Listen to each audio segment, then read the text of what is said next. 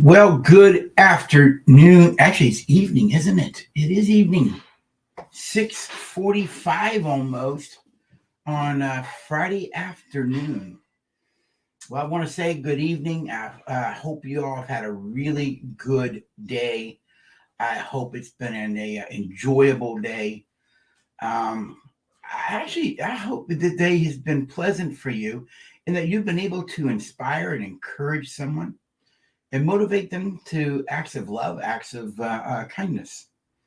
Um, I had someone call my phone today and listen to my voicemail message, and they said, "I love your voicemail message. I'm going to call my children right now and give them a blessing." And so that's exactly, I'm assuming, what that person did. And so I thoroughly enjoy doing that and encouraging people and motivating them forward in healthy relationships, healthy love, and living out the heart of the gospel message. Right? Now, anyways, this is another episode of Relate Well with Dr. Rick Mark. See, if you relate well, you know how to live well. All right. I got to get my brain together. It's been a wonderful day today. A man I revere highly from Savannah came down. He picked his granddaughter and her fiance up. They drove to my office, and we had an all-day premarital session with them. And then we went to lunch at Aladdin Grill here in Jacksonville, Florida. To my mind, some of the best Middle Eastern food in the area. And then came back, and I've been working on my Relate Well leadership manual, updating it and getting it edited. So it's been a really, really good day. If you're listening and following me right now, say hi, all right? I'm right now streaming live on this camera right here. We're on Facebook, and we are on YouTube, and this one right here, we are on Instagram. So whichever format you're on, if you're following me, say hey and let me know you're here. And be great to have you as a part of this. And we're going to talk about the traits of healthy family. Hey there, young lady. How are you doing? I hope things are well in Tallahassee over there. All right. So if you're following me, jump in, say hello, ask a question. All right. Make a comment. If there's something you'd like me to answer for you, please type it in. I'll be monitoring the comment sections on all the platforms. All right. Today we're going to talk about the traits of happy families. A healthy, happy family does not just happen. It's actually intentional. There's a definiteness of purpose in making something what it is. You can't just put it aside and say, okay, we're going to have a healthy family. It'll just emerge. It is intentional. It is a purpose. And for that to happen, both people must become healthy, mature adults in order to create the kind of marriage and family that you want and desire. I know my early days being an immature emotional child, I wanted a healthy, happy marriage and family, but I really didn't know how to do it really well because I was never raised in one, and personally, never saw it modeled, and so I had a lot of growing and maturing to do myself. So we're going to talk about now our 9 traits of happy families. And our number 1 trait, a happy, healthy family has at its center a strong, healthy marriage. Now, before I speak more to this, let me say something. That does not mean a single parent home can't be a healthy family. So please take what I'm saying with goodwill and respect, because it is true. There are single parent moms raising kids, single dads raising their kids, and they're healthy, mature adults, and they're able to create a healthy, happy family because they are healthy, happy. All right.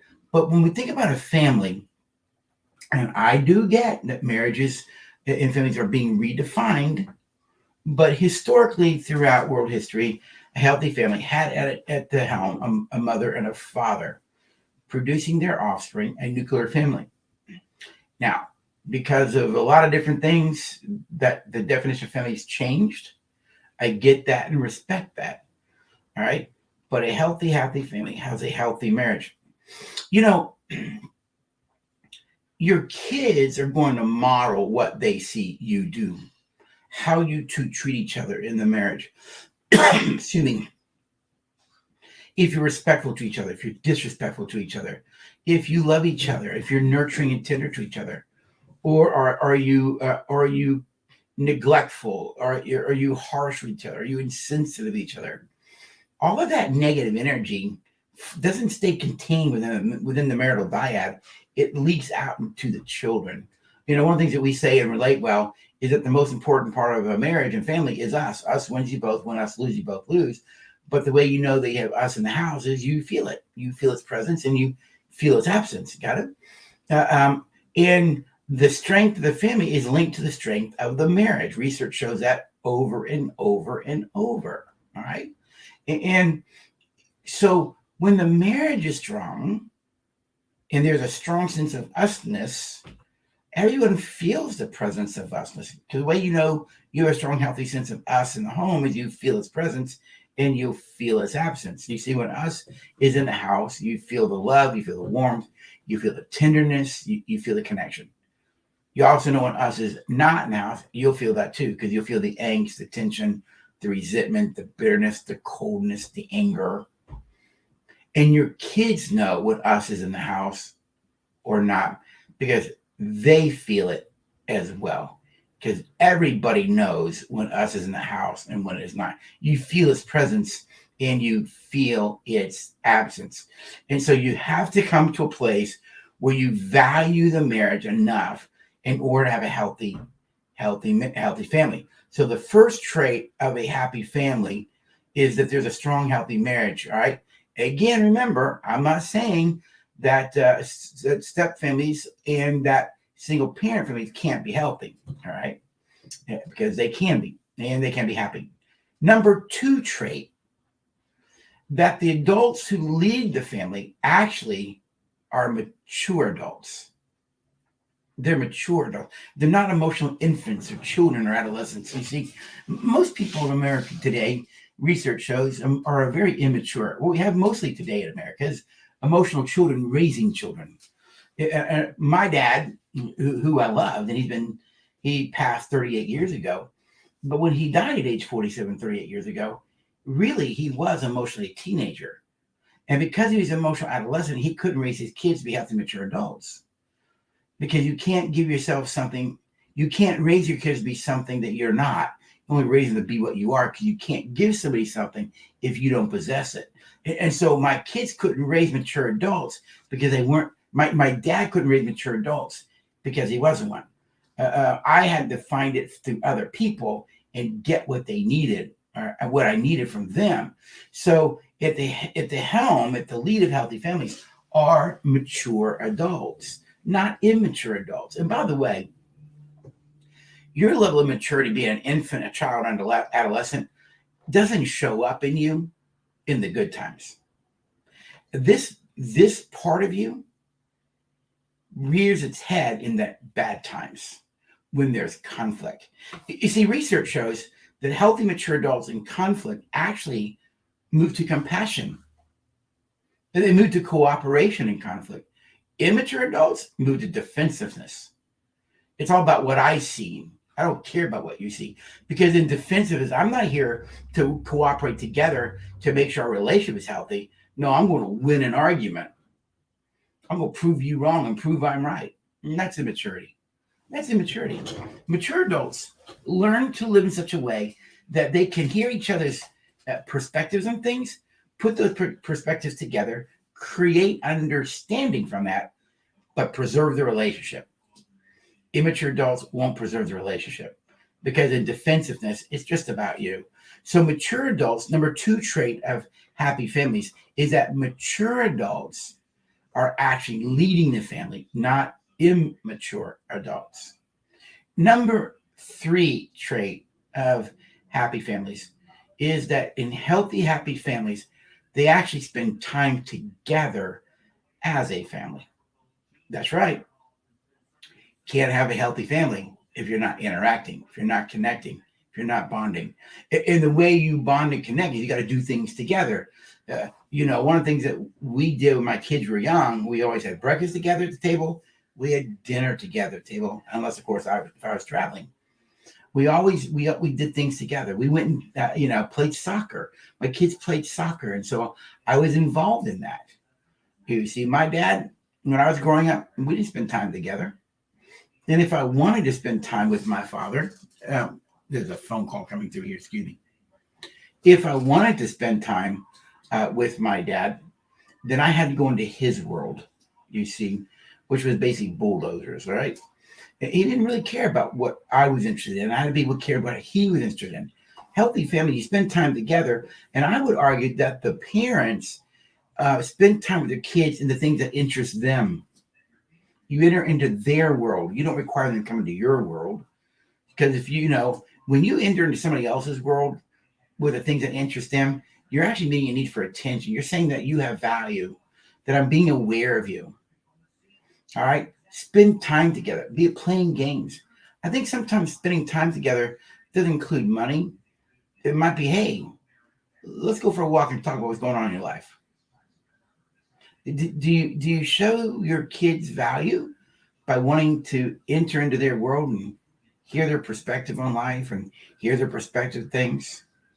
You see, you can't build a connection if you're not taking time to connect. Connection is intentional. Excuse me. To connect and bond is intentional. When people are dating, they're intentional about it. Then they get married and they quit being intentional. They don't want to know each other anymore. They don't want to talk and share anymore. They don't want to do things together anymore.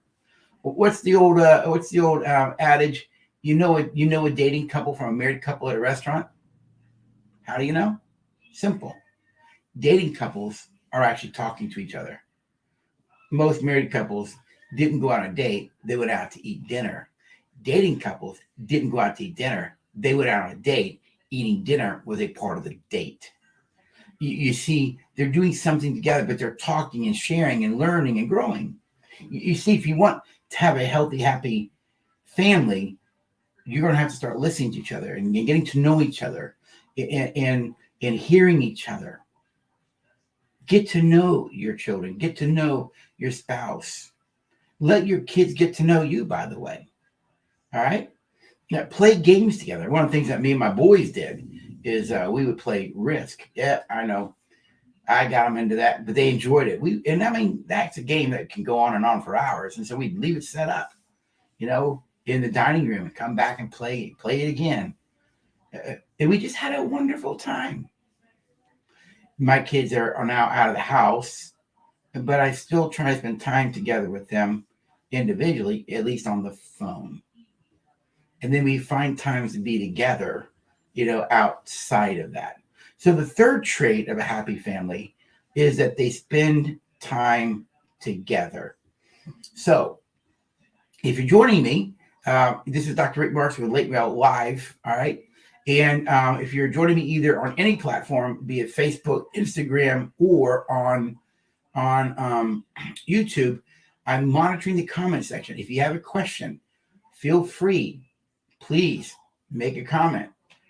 Type in a question. I'm monitoring the comment sections for all the platforms, so we can have a conversation and maybe enter into your world and hear what you got to say. So if something resonates with you, let me know. All right.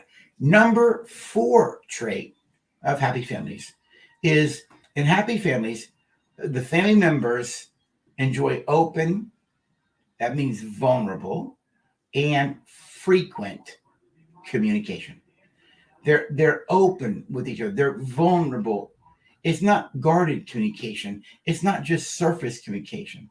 It's not like, it was a nice day today. It's more like, when I was at work today, somebody came through and had a lot of anger and everything, and it really just frustrated me. Share your feelings. Share from the emotional part of your brain, which is the right side of the brain. That requires Safety. No one's going to be open and vulnerable with you if you're not a safe person. And by safety here, I don't mean that I feel safe in the term that you won't hit me or beat me or sharp through the cow prod. I mean that if I share my thoughts and feelings, you won't invalidate them. You won't put me down. You won't negate them. You won't analyze or try and fix something. You know, we all need to have the space where we just open up and confide. We can just confide our hurts and confide our fears and confide our pain and confide what's going on inside of me. What are you thinking? What are your thoughts about that? What are your feelings about that? And we need to have the space where we can open up and confide and not have it criticized, not have it critiqued, not have it invalidated, not have it analyzed. It is actually not a pleasurable thing to give people input into the life without their permission. Most people don't want input. They want someone to just listen and care. In healthy, happy families, there's that kind of open, vulnerable communication. And here's the other thing. It's actually pretty frequent. It's really just the way of being. Sadly, based on my experience growing up, I would have never shared my heart with my dad or stepmom. They did not earn the right to it. They did not earn the right. But I wanted to live in such a way that if my kids were hurt or struggling or fearful about something, that they felt that I was a safe person and a loving person that they could open up their heart with. And knowing that they opened up their heart, became vulnerable and open, that I wouldn't judge or criticize. I would just listen and care. And each of my kids, many times, have done that in the past since they've been an adult. And I so appreciate that they trust me to listen and care. Why? Because over time, we would enjoy open and frequent communication. And by the way, this doesn't just have to be about problems. It could be, things that you read in the newspaper or something that happened in their day, in your spouse's day, in your kid's day, and you just share. You sit around the table as a family unit and just tell stories and laugh, and you get the idea. What a wonderful time it is to be able to live that way, have that deep of conversation. All right, number 5. In times of crisis, number 5 trait of happy families. In times of crisis, rather than turning away from each other, the family turns towards each other. They turn towards each other and they work through the problems together. In other words, we're not independent people trying to control each other in the family, trying to solve something that benefits us. In healthy families and happy families, when crisis comes, they turn to each other. And in that crisis, they support each other and encourage each other, and they're respectful to each other. But they work together as a unit to work through the crisis and come up with solutions together as a family to work through whatever the problem is. In dysfunctional families, crises destroy them. They break them apart. I remember 38 years ago when my dad died. Me and my siblings came to realize when he died, our stepmother basically told us, now I'd already left home. 2 of my brothers were still at home. But when my dad died, they quickly became, in their mind, the stepkids. And my stepmother particularly told them, I'm no longer living for y'all. I'm living for myself. And she did. The crisis of my dad's death exploded the family relationally. Where in healthy families, mature families, when a crisis hits, they pull together. They come together and work through it as a unit. There's a lot of power in working through things together than it is letting circumstances and events destroy the relationship. But if you're strong, before, then you can work through the crises better because you're already unified. And that doesn't mean that there aren't some crises that have brought families together. It made them realize what was important, right? So that next trait there is in time of the crisis, they turn to each other and they work through problems together. Now, number 6 trait of healthy, happy families, they regularly express appreciation, gratitudes, affirmations, and they encourage. Did you get that? On a regular basis, happy families are affirming of each other. They're appreciative. They share appreciation with each other all the time. They're grateful with each other, and they share gratitudes. You see, they encourage each other. Now, anybody knows me and my work, you would relate well, but just known me over years, knows how much I talk about appreciations and grateful and gratitude.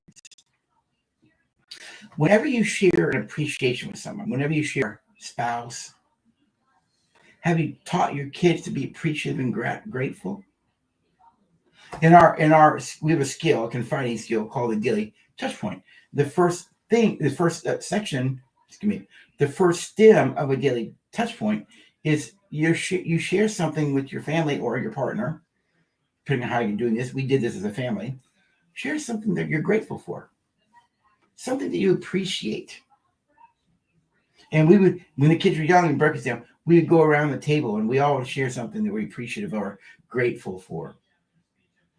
You see, in unhealthy families, everybody knows all the things they do wrong because you're all the time criticizing, complaining, and negative.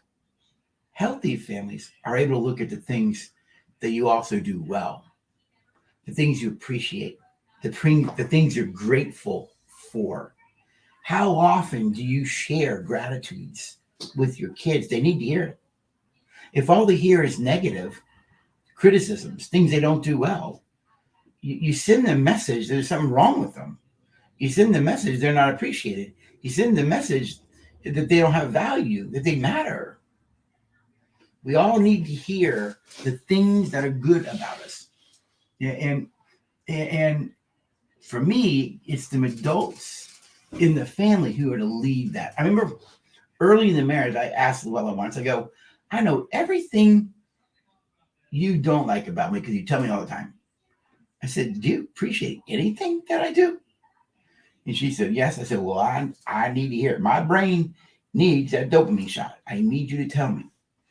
I believe in this so much, even if you listen to my phone voicemail message, it has, the standard things about, leave a message. But then I tell the person who's listening, and by the way, if you think about it, why don't you call someone that you appreciate, tell them what you appreciate about them, bless their life and yours. You would not believe the number of people who say to me, Dr. Marks, I love your voicemail message. I'm going to call my spouse right now. I'm going to call my kids right now. I'm going to call so-and-so right now and tell them. I like to think that they actually follow through and do that because they're inspired to do that. In healthy families, happy families, they regularly share appreciations and gratitudes and they encourage each other. Number 7 trait, they share a sense of spirituality and spiritual commitment. They share a sense of spirituality and spiritual commitment. Now, let me say this to those who are listening who are from the faith community, particularly the Christian faith community. I'm not talking about religion here. All humans are spiritual. Our spirituality is that sense that we are not alone in the world, that we're connected to others. It's in our spirituality that we realize we have to treat people in a very particular way. Why? Because we don't want to be people who create shame and guilt in others. You live in a spiritual way, which means you learn to live a life of humility. You learn to live a life of goodwill and respect. You see, you learn to live at the highest level of human living, which is love. Now, I'm an ordained Christian minister as well. Those of the Christian community, many people have come to faith, but they don't live spiritually. They live in anger and resentment and bitterness and angst. There's no goodwill in living that way for yourself or others. But in healthy families, there is a sense of spirituality. We're not alone in this world. You're a part of something bigger. And because we believe we're part of something bigger, a community could be a community of faith, right? You live in such a way in that spirituality, that spiritual commitment to God and to others.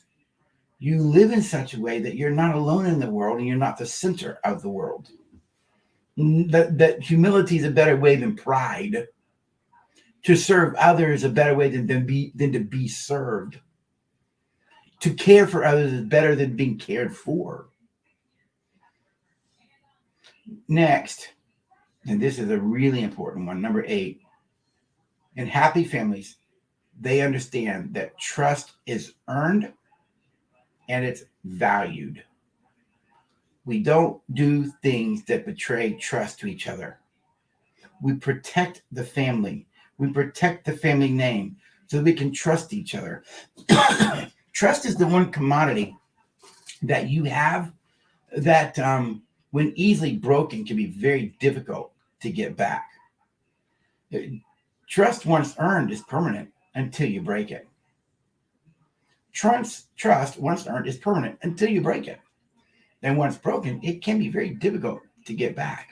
Trust is earned and valued. In healthy families, they live in such a way as not to betray trust.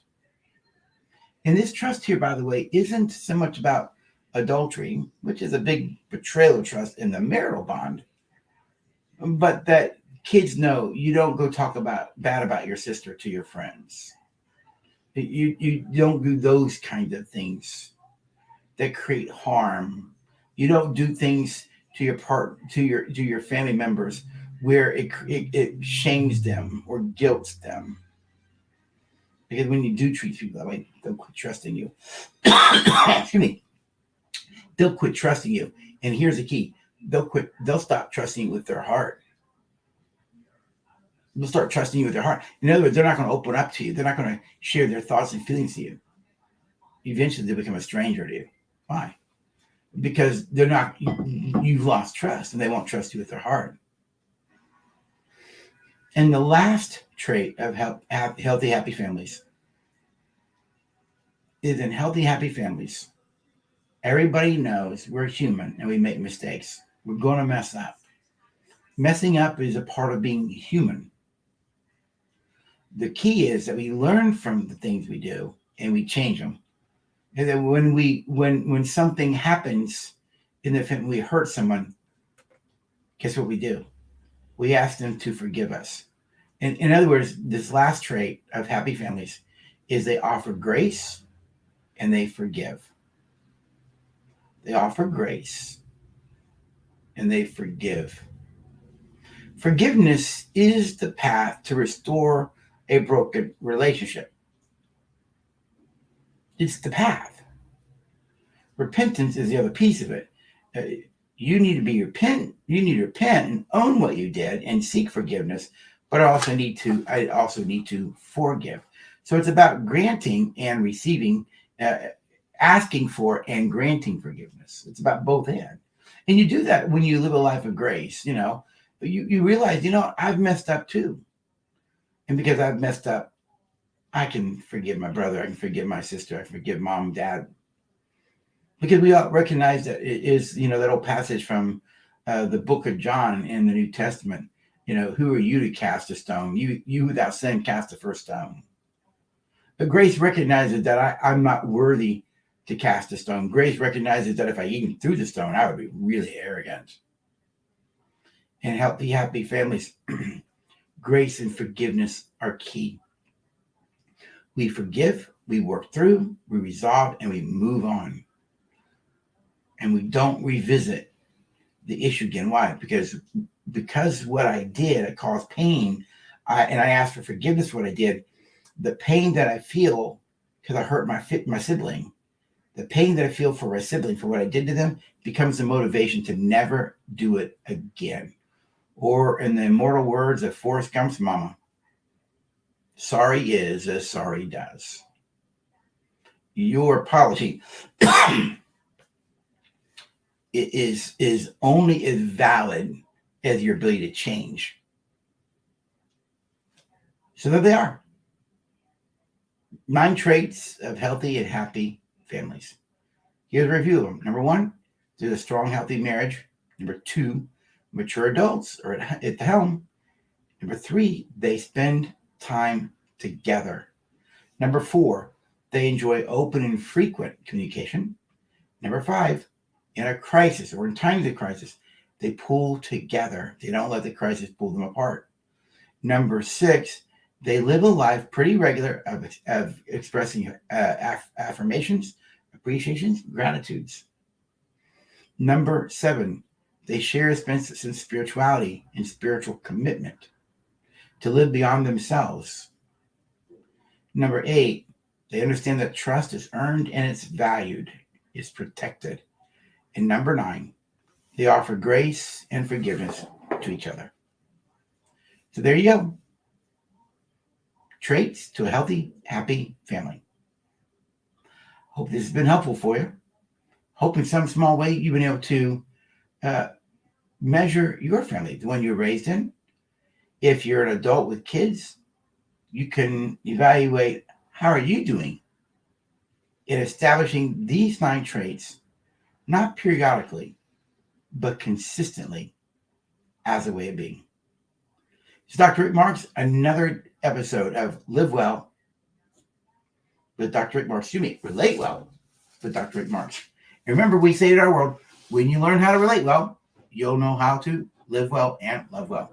Thanks, everyone. Have a great evening and a great weekend.